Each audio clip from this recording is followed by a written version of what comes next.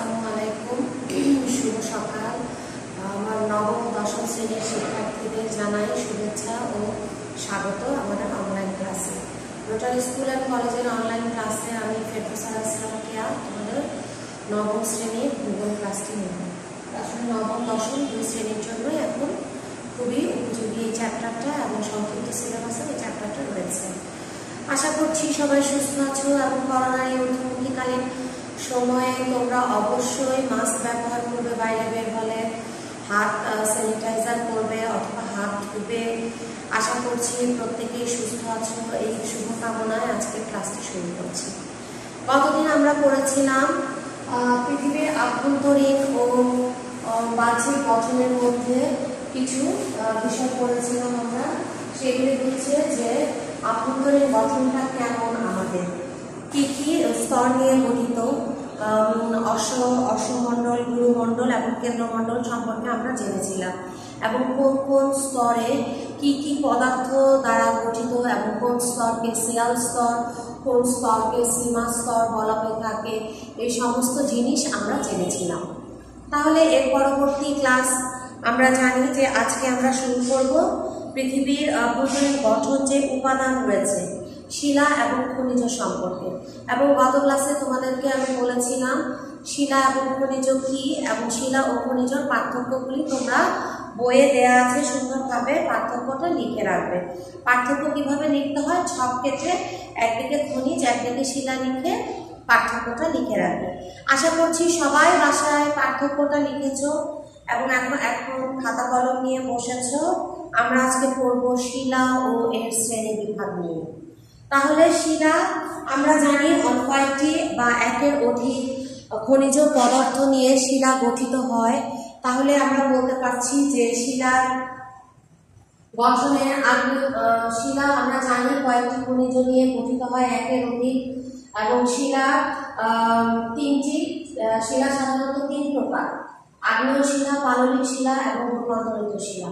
প্রথমত আমরা শিখেছি গতদিন যে আমাদের পৃথিবী যখন উত্তপ্ত গলিত পদার্থ ছিল তখন সেটা আস্তে আস্তে ঠান্ডা হয়ে আমাদের পাহাড় পর্বত এবং অনেক ক্ষেত্রে সমুদ্র বা গভীর খাতের সৃষ্টি হয়েছে।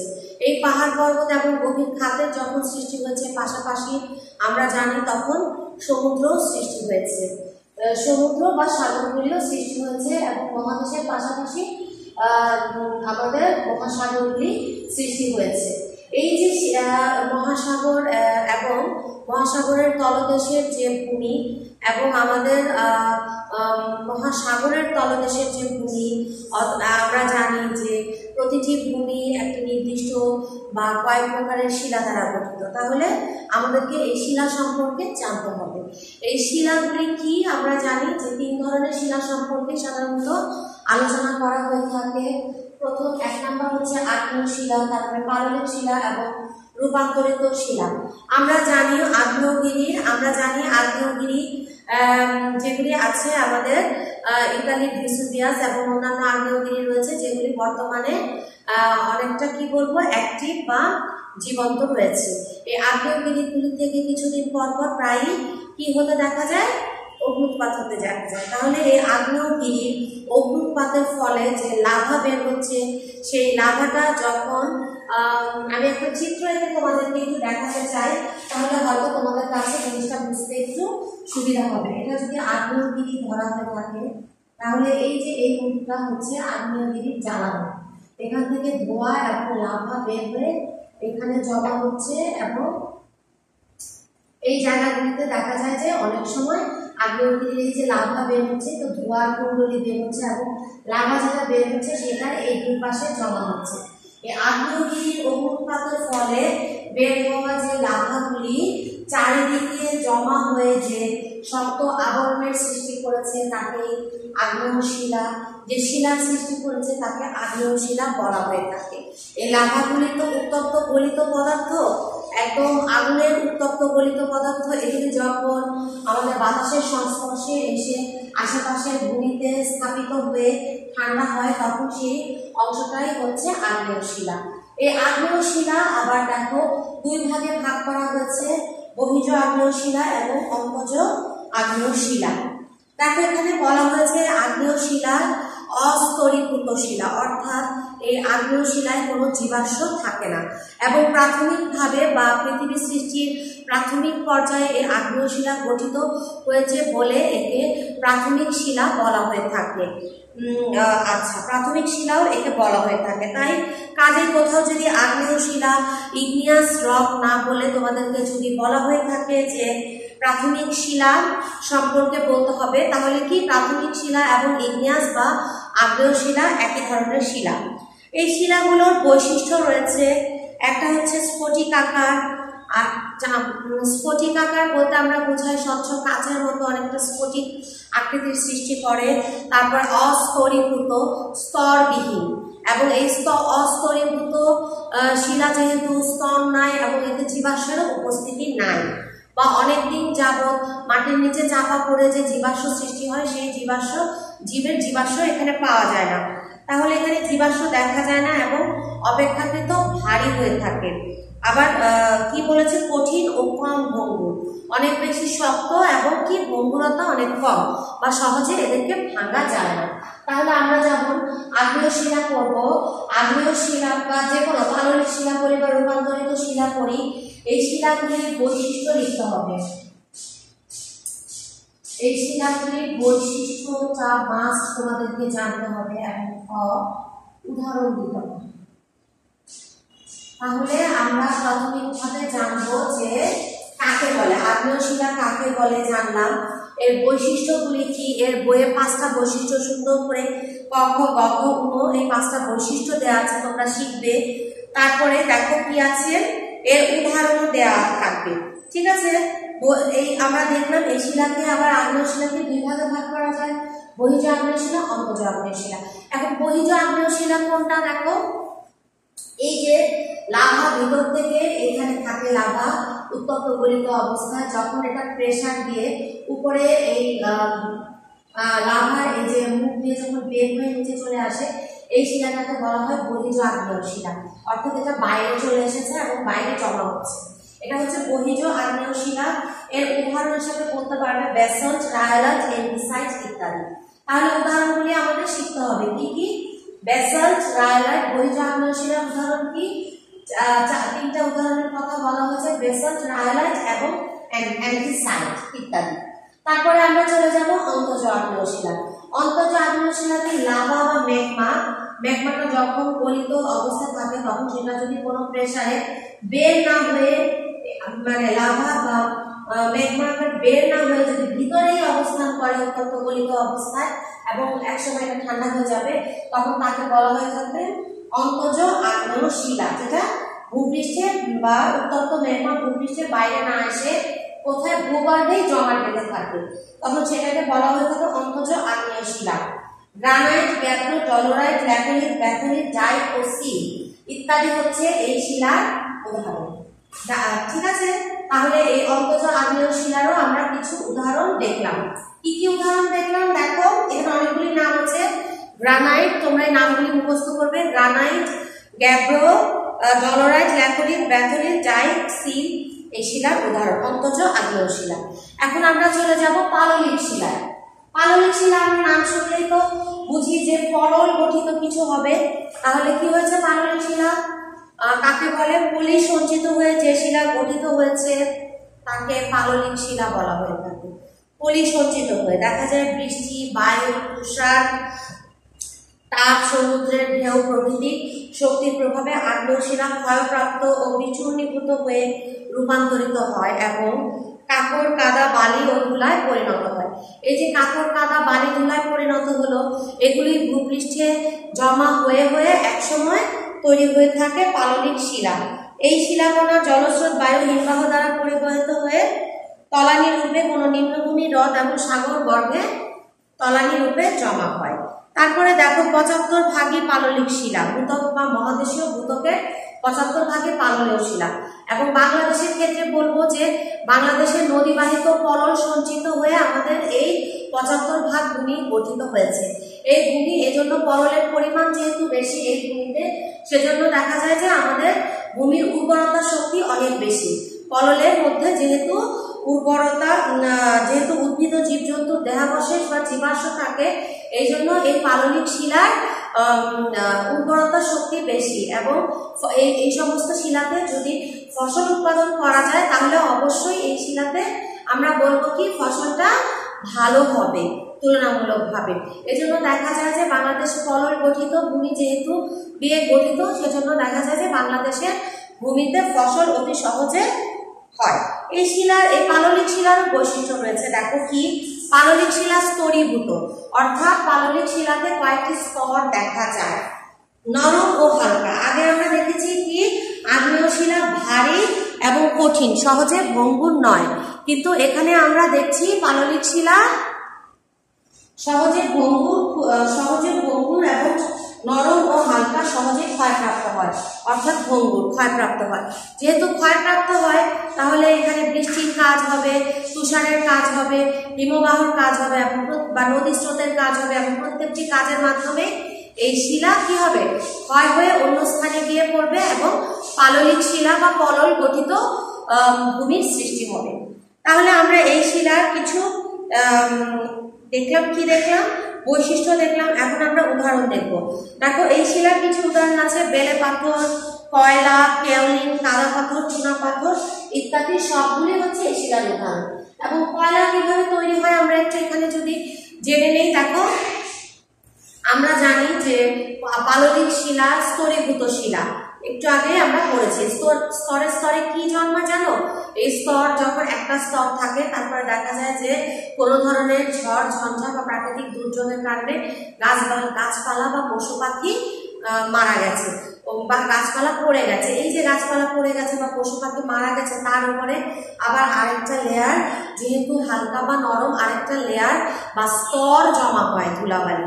সেই স্তরটা জমা হয়ে অনেক বছরের পর বছর, যুগ যুগ ধরে থাকতে থাকতে সেটা আবার শক্ত হয়ে একটা স্তরের সৃষ্টি হয়। তাহলে এভাবে স্তরের উপর স্তর দিয়ে যখন সৃষ্টি হয় পাললিক শিলা, তখন বুঝতে পারছো এই যে কাঠ বা গাছের যে অংশটুকু মাটিতে নিচে স্তরের চাপা পড়লো, সেই অংশটুকু আসলে শেষ পর্যন্ত কয়লায় পরিণত হচ্ছে।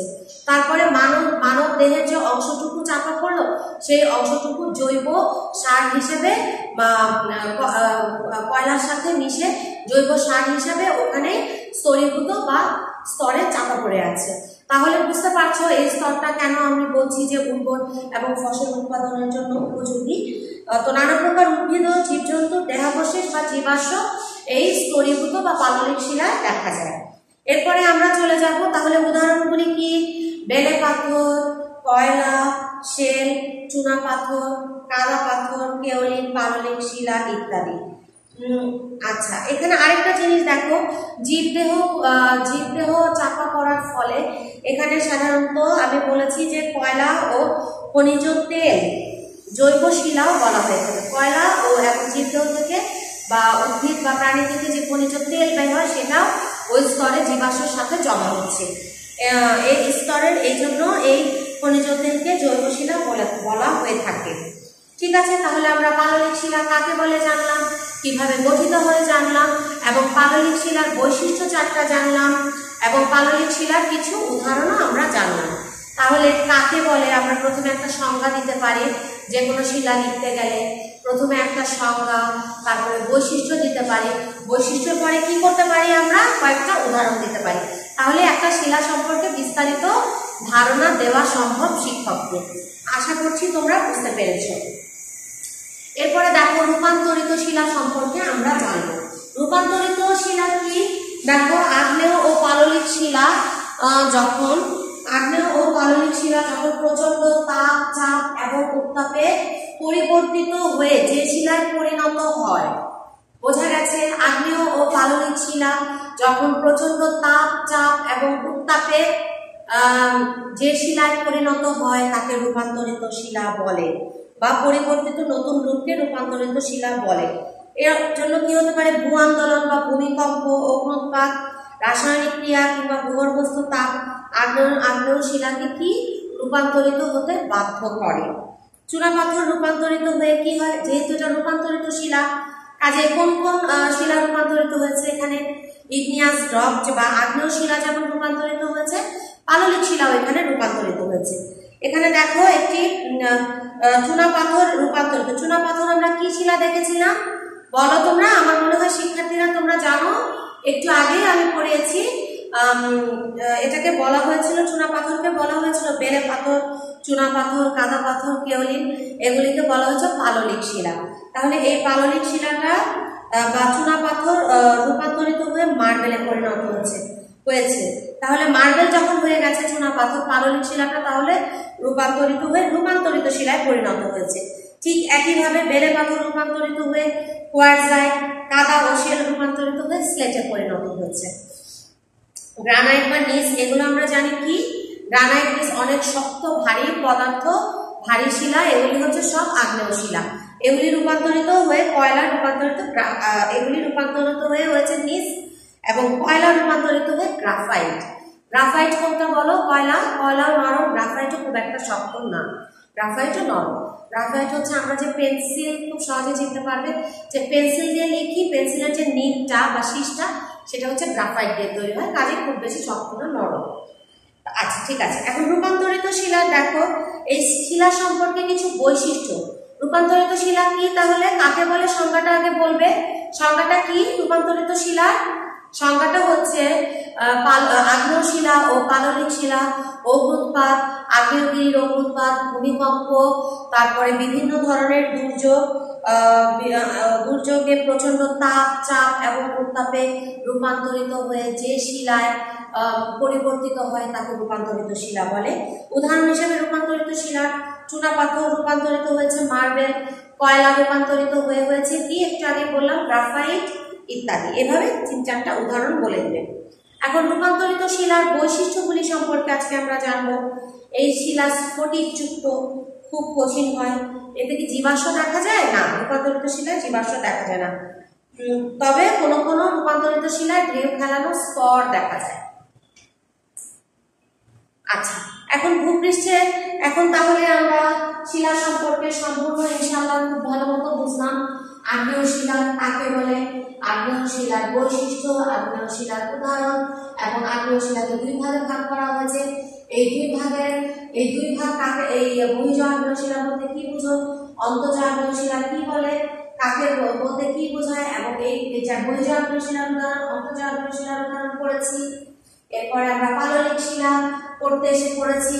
পাললিক শিলা স্তরীভূত শিলা, এবং স্তরে কি থাকে, জীবাশ্ম থাকে, এবং জীবাশ্মকে অনেক সময় জৈব তৈল বলা হয়ে থাকে, এই জীবাশ্ম থাকে। তারপরে দেখো এরপরে চলে এসেছে আমরা রূপান্তরিত শিলায়, আগ্নেয় এবং পাললিক শিলা শেষ পর্যন্ত রূপান্তরিত হয়ে কিসে পরিণত হয়, রূপান্তরিত শিলা।